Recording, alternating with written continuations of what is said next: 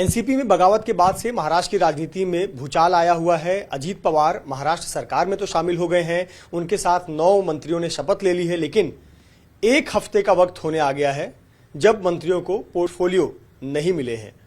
ऐसे पर विपक्षियों को मौका मिल गया है निशाना साधने का कि आखिरकार मंत्री पद की उम्मीद में गए थे, लेकिन निगाहें टिकी हैं कि आखिरकार किसको क्या पोर्टफोलियो मिलेगा। इस पर बात करने के लिए हमारे साथ आनंद दुबे जी हैं, जो कि शिवसेना उद्धव बाला साहेब ठाकरे गुट के प्रवक्ता हैं।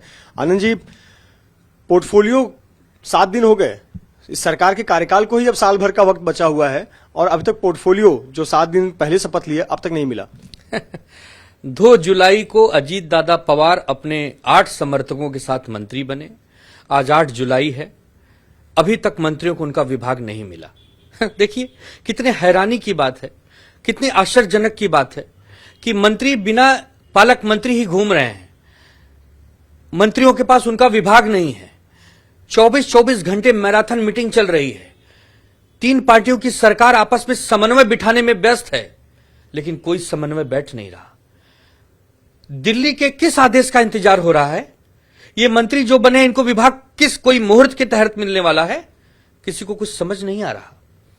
लेकिन राज्य की जनता परेशान है, हमारे नौजवान किसान परेशान हैं, हमारी माताओं बहनों पर अत्याचार निरंतर जारी है, कोई सुध लेने वाला नहीं है। तो हम करें क्या? हम गुहार लगाएं तो किससे, कहें तो किससे? डबल इंजन के बाद ट्रिपल इंजन की यदि सरकार फेल हो जाए तो ऐसे इंजन का करना क्या? ट्रिपल इंजन की सरकार तो है, लेकिन इस इंजन में असंतोष बहुत है।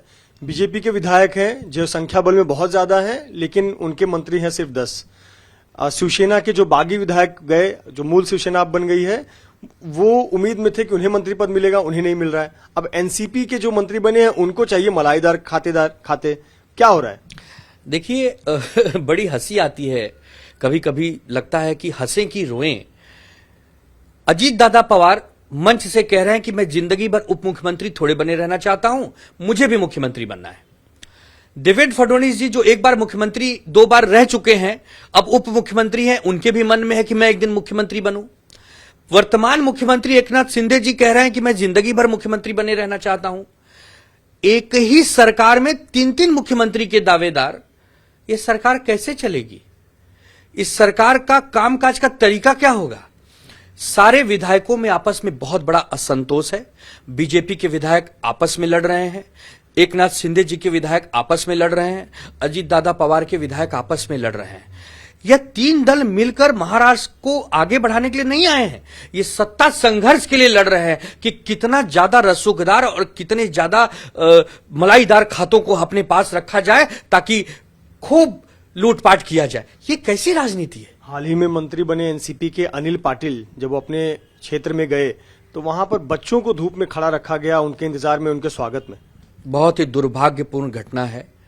अजीत दादा पवार के समर्थक अनिल पाटिल जो 2 जुलाई को मंत्री बने, जब वो मंत्री बनने के बाद अपने अमलनेर विधानसभा जाते हैं तो 1.5 से 2 घंटे कड़ी धूप में छोटे छोटे मासूम बच्चों को स्वागत के लिए खड़ा किया जाता है, उनसे सलामी दिलवाई जाती है। हमारे नौनिहालों की यह स्थिति आपने कर दी है अपने उपयोग के लिए। उन माता पिता के दिल पर क्या गुजरी होगी जिनके बच्चे धूप में खड़े होकर मंत्री और विधायकों के स्वागत में खड़े हो जाएं, उनके लिए तालियां बजाएं। अरे आपके पास कार्यकर्ता नहीं है तो उन्हें तो छोड़ दीजिए, आपके पास जनता नहीं है तो उनका सहारा मत लीजिए। उन नौनिहालों को पढ़ लिखकर भारत का और राज्य का भविष्य बनाना है, वो हमारे भविष्य हैं। आप अपनी गंदी राजनीति के लिए उनका इस्तेमाल मत करिए।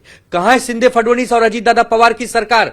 कोई संवेदना है? जिन अधिकारियों ने उन बच्चे को आदेशित किया था, उन अधिकारियों पर कार्रवाई कब होगी?